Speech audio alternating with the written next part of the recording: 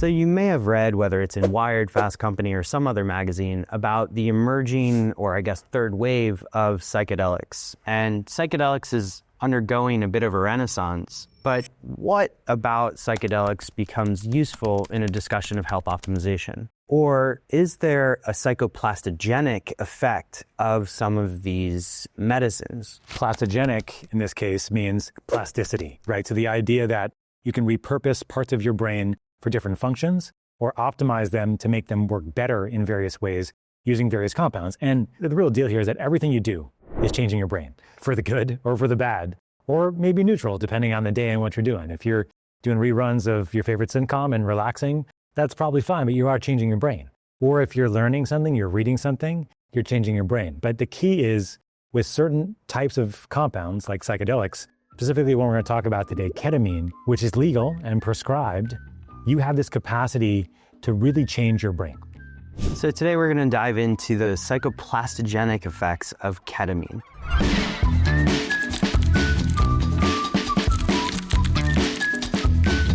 My name is Boomer Anderson, Chief Executive Officer of Smarter Not Harder and Health Optimization Medicine and Practice. I'm going to kick it over to my colleague here, Dr. Scott Sherr. Yes, and I'm an internal medicine physician. I'm also the Chief Operating Officer of Smarter Not Harder, our prescriptions company, as well as Health Optimization Medicine and Practice. And yeah, I'm excited today to talk about this particular compound. And as a physician, for a long time, it was hard for us to talk about psychedelics.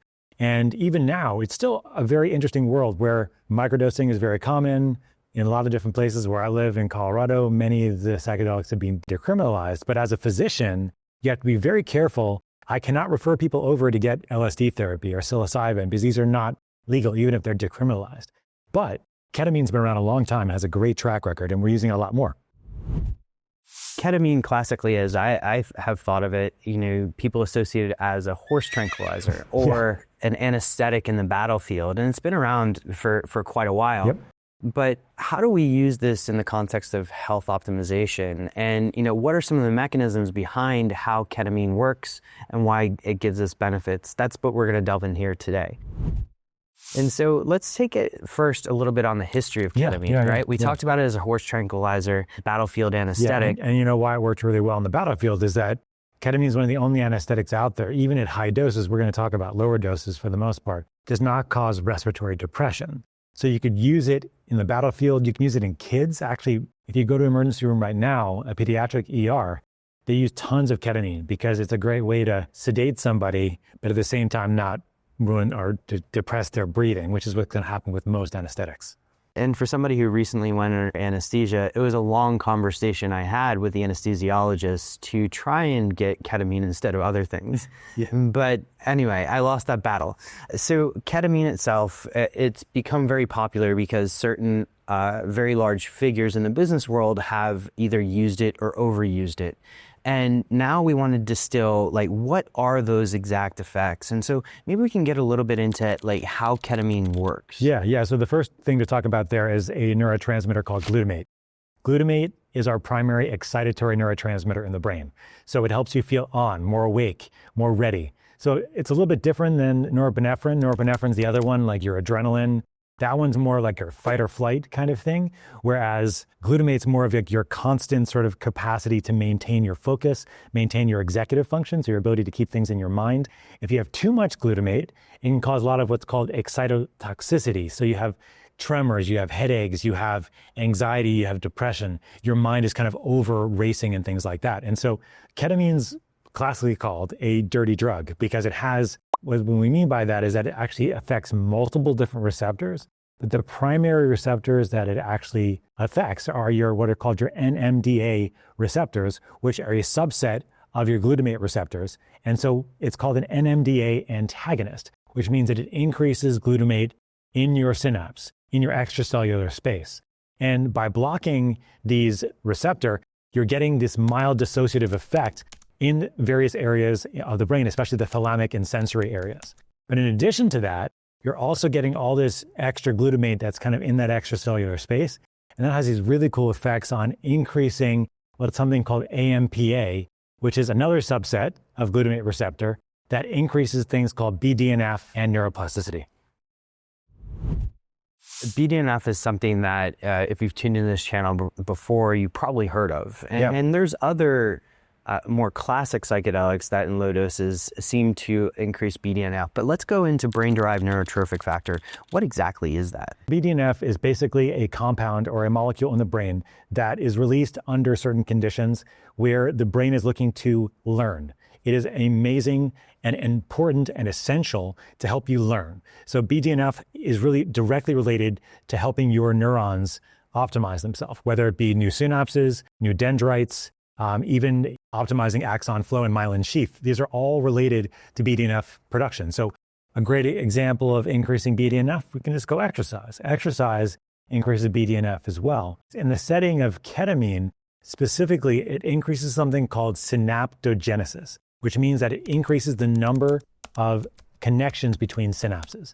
And this is really cool because you can actually make connections very much outside of what your brain chemistry would normally do, especially if you're doing this under conditions where you're integrating this kind of work along with the ketamine therapy. I think that's really the key thing here, Boomer, is that ketamine is also a party drug. You know, you have people taking ketamine. I still don't understand that, right? Well, it's that dissociative effect, right? So it gives people this sort of dissociative feeling, and it's usually combined with other drugs as well. So it's not like I'm dissociating and just laying on the ground. Usually also like on other stimulants and other kinds of molecules that will make them like uppers. And then ketamine's added on top of that as a mild dissociative with the upper. So you get this combination where you feel amped up, but you also feel dissociated. So you're not just overwhelmed by some of that amped up feeling. So I don't know exactly how this works, but I know that's what people are using ketamine for. Yeah, I've heard of it used also in like chemsex clubs. I don't really know what that means, but you know, this is something that they teach me on Reddit. But well, the reason for that, I just say, is that, and actually look at the studies that women use ketamine more in these kinds of settings because it gives them dissociative, so they don't get attached to the partners they may have in these chemsex parties.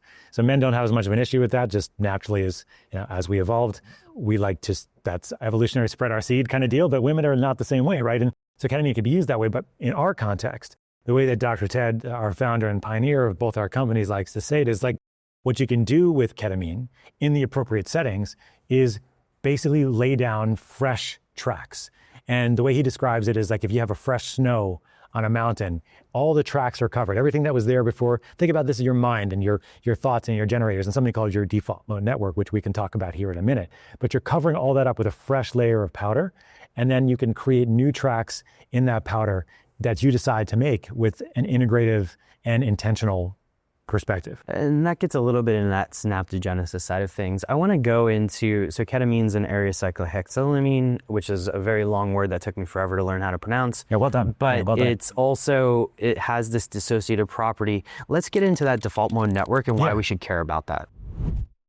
Yeah, so the DMN, the default mode network, is where our ego sits. This is, my name is Dr. Scott, this is where I live, I have this many kids, I have this many dogs. This is me, my role. Yes, everything's me related. And so because that is very active when we're calm, actually. So we used to think that when you were relaxed and calmed down, like your brain would be pretty calm as well, and it does calm down in various ways, but not in the DMN, the default mode network. That remains active. Actually, it becomes more active the less you're doing outside of this. And so like when you're in a flow state, your DMN is actually very much depressed because you're kind of just in the moment. You're not thinking about who you are, where you came from, all that me stuff, right? And so the DMN also is a significant governor on your capacity to learn and to be creative and to think outside the box. What ketamine can do is actually downregulate or significantly depress your DMN.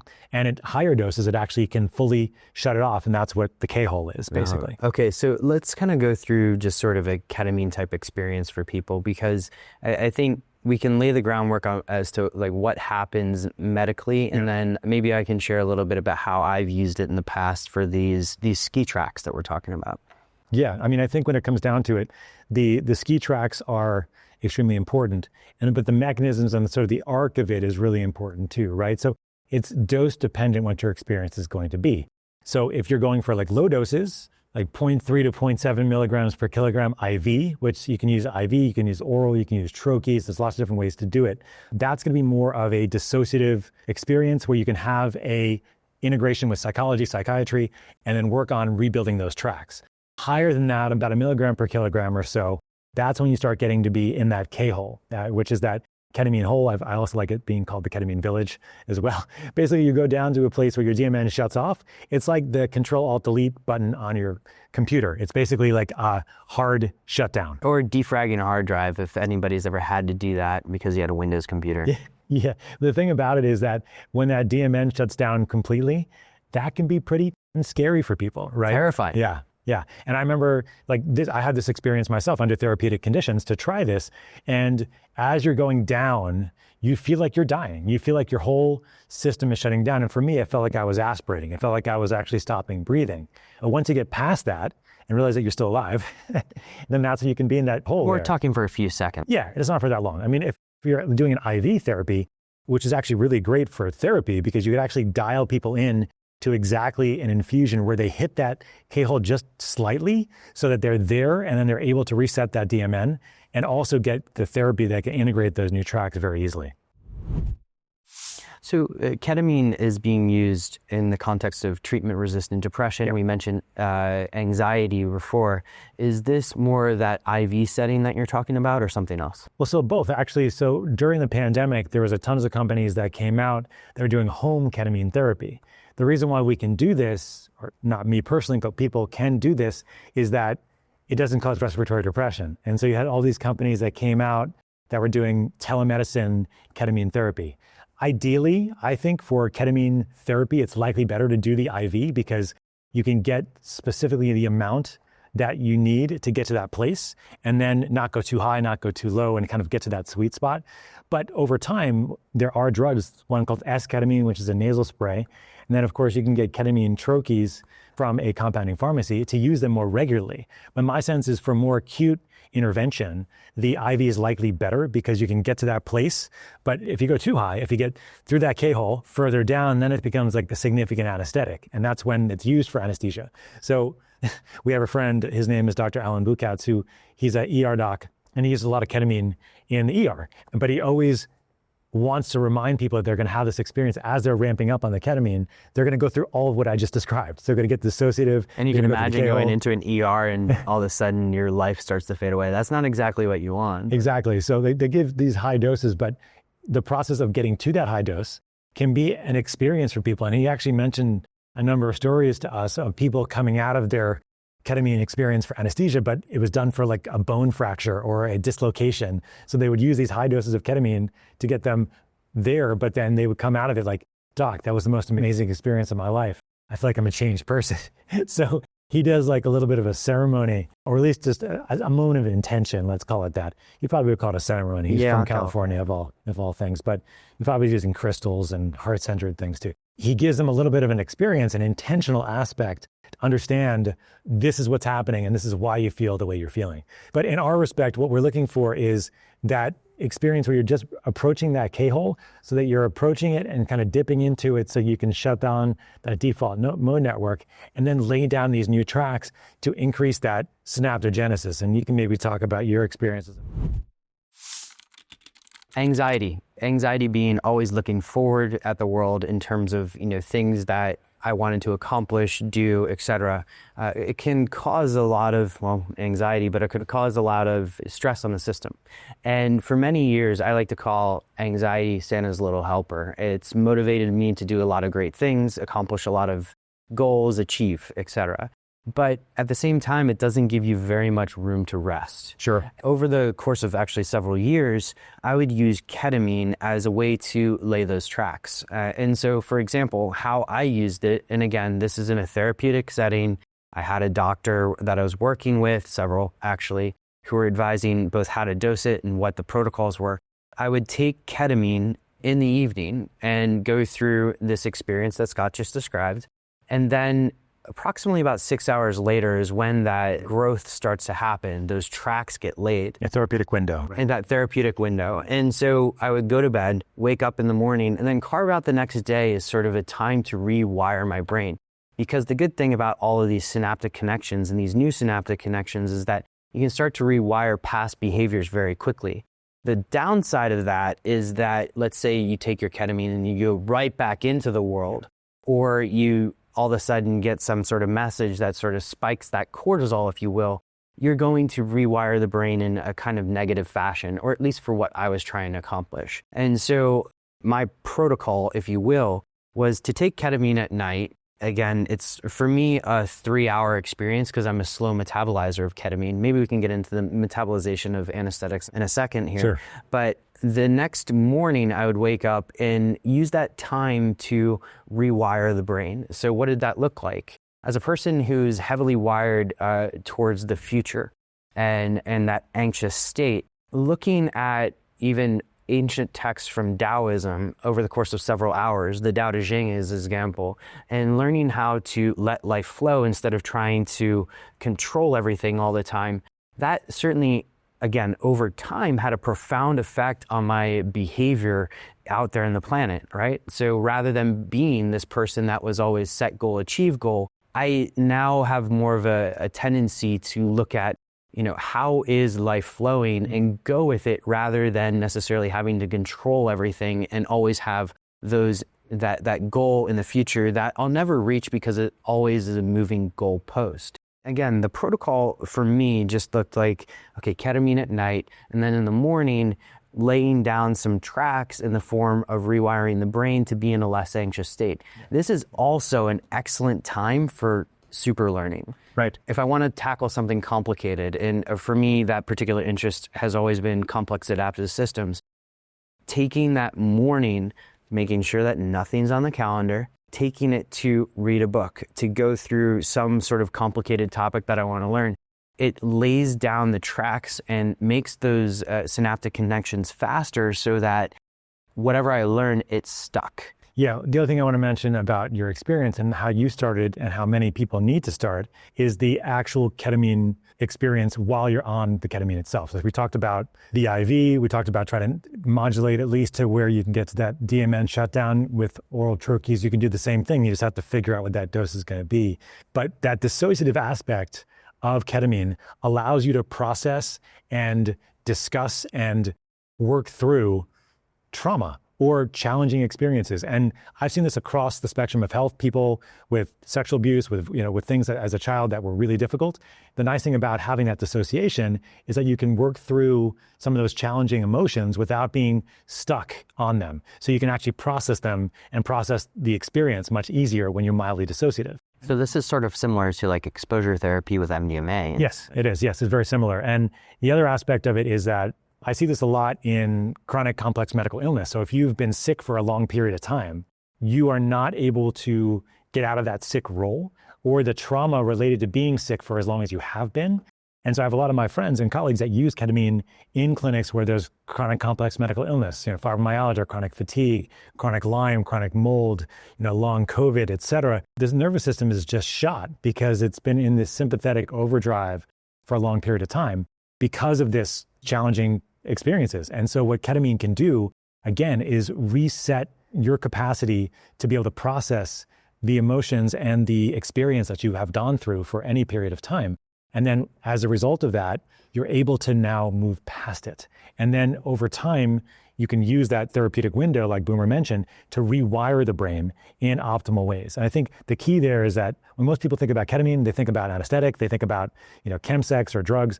Horse tranquilizers. But the key is this therapeutic aspect of it. And it is coming online now. So if you're listening, you've probably heard about ketamine. But the great thing is that there's amazing clinics around the country and not so amazing clinics too. So you have to be careful, okay? You have to go to a place or to a company or to a practitioner that you trust, that's going to give you integrative therapy or an integrative context to work with you. They're going to sit with you. They're going to be with you. They're going to have you through the whole experience and then follow you afterwards, hopefully before as well. Because unfortunately, because it's legal, you have a lot of sort of doc in the box kinds of places that will give you IV with like ketamine. The pop-up clinics, you show up in a day and they don't even ask any questions. No, they just say, here's your ketamine, and then they say goodbye as long as you have a ride home. So when I work with my patients, I really work hard to find a place that I feel comfortable with and that they feel comfortable with. So they're not only just getting the ketamine therapy, ketamine IV or troche or whatever, they're also getting the integrative psychological support and also the integration afterwards especially. But from a health optimization perspective, we also really love to be able to support our patients through this with optimizing cellular function. So optimizing their gut, their hormones and neurotransmitters. Because you do this in combination with ketamine, it's transformative to my patients. Let's talk a little bit about addiction here, because I think there's a couple of downsides that we want to hit. So first, who is ketamine not for? And then let's get into that addiction discussion. Yeah, so the thing about ketamine that's really important is that people that take ketamine regularly do gain a significant tolerance to it. So you will need more and more to get the same effect. If you're looking especially for that high, that dissociative high associated with other compounds, when you snort ketamine too, because it has this sort of glutamate effect, right? There's more glutamate around.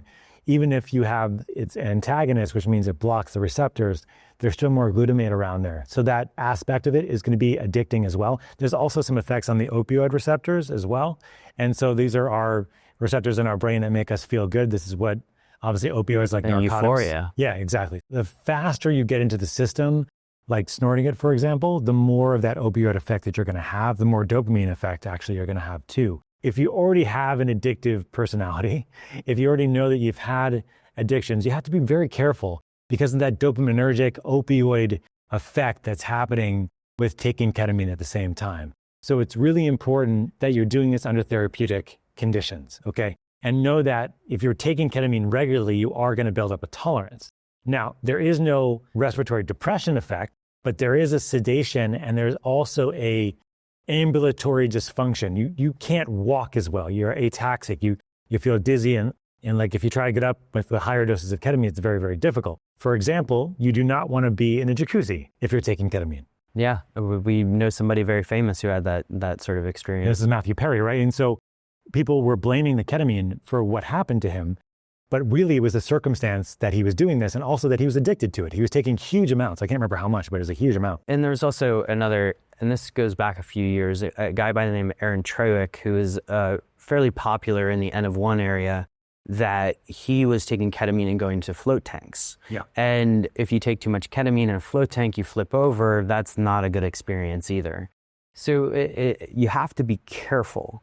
But also, is there anybody that, I mean, you mentioned people that have high propensity for addiction, but what other states should we avoid ketamine? In essence, my main understanding here with ketamine is that it's a very, very safe drug and can be used almost under any circumstance, really, even if you're on things like antidepressants, for example, like for other people that are interested in psychedelic therapy, things like psilocybin and LSD, or even ayahuasca. These are things that affect your serotonergic system significantly. So if you're on antidepressants, it may not be a great idea to take those particular molecules. And a lot of those services outside the country especially will require that the patients or the people coming down be off of those drugs ahead of time. So you don't have to worry as much about that, especially if it's under therapeutic circumstances. I really want to know how that therapeutic window is going to go, right? If somebody doesn't have the capacity to have that window where they can rewire and lay down those fresh tracks, you may not want to use ketamine either, right? Yeah, because it's just going to multiply the effect. Yeah, so I've had people that have done IV ketamine and they're going back to their toxic relationship, the toxic stress in their house, like the toxic people that they work with. And it doesn't help, right? Because now they're rewiring their brain in a negative way. So it's really important, like so important that if you want to make this true neuroplastogen in a beneficial way, that you have a therapeutic arc there that's going to allow you to have the experience. And I also think about how well their biology is working, right? If they don't have enough cellular support, they also may not be able to like release enough BDNF to see the benefits too. So this is why it's so important to work with a clinician, but the power of ketamine is, I think it's not something we can argue with. We have multiple people we know in our network. There's a guy named Dr. David Rabin who made a company called Apollo that does a great job with ketamine therapy. He has a whole process of getting people ready for it. Then he has the ketamine experience itself. Then he has the integration afterwards. So I think ideally you find a place that does all three. So pre-treatment, during, and then post, and throughout that whole experience that you're being supported. Yeah, that integration part is absolutely key. So let's wrap things up here. In terms of ketamine, we've discussed, yes, it's an aerocyclohexylamine. We've talked about the mechanisms of action going through both NMDA, how it affects various receptors in the brain, and how it affects the glutamate system in particular. We talked about the default mode network, how that's really our roles, but also we got into the current medical benefits around treatment-resistant depression, as well as this sort of way of capturing the psychoplastogenic effects of ketamine. Anything else we need to talk about today? I think the last thing I would say here is that we work with a lot of patients that need to break the cycle, break that sympathetic fight or flight that's just going and going and going like the Energizer Bunny. And so to do that, there's lots of ways to downregulate the sympathetic system, but sometimes no matter what I do, it's only sort of scratching the surface until we start getting in to psychedelic therapy like ketamine. And I found huge transformations in my patients. As soon as I can downregulate their nervous system, they start healing. All the stuff that we've been trying to do, they've been trying to do really, like for such a long time. I've seen 30 doctors. I've been on 700 supplements. I've gone everywhere around the world trying to change my environment. But wherever you go, there you are, right? So enjoying this downregulation, the system will feel that. And all of a sudden you start healing and seeing really transformative things in people. All right, so this has been a video on the psychoplastogenic effects of ketamine. If you really enjoyed it, leave a comment, hit likes, hit subscribe, and tune in more as we bring you lots of interesting stories around how we can health optimize through chemicals and, molecules that you may not necessarily have thought of before.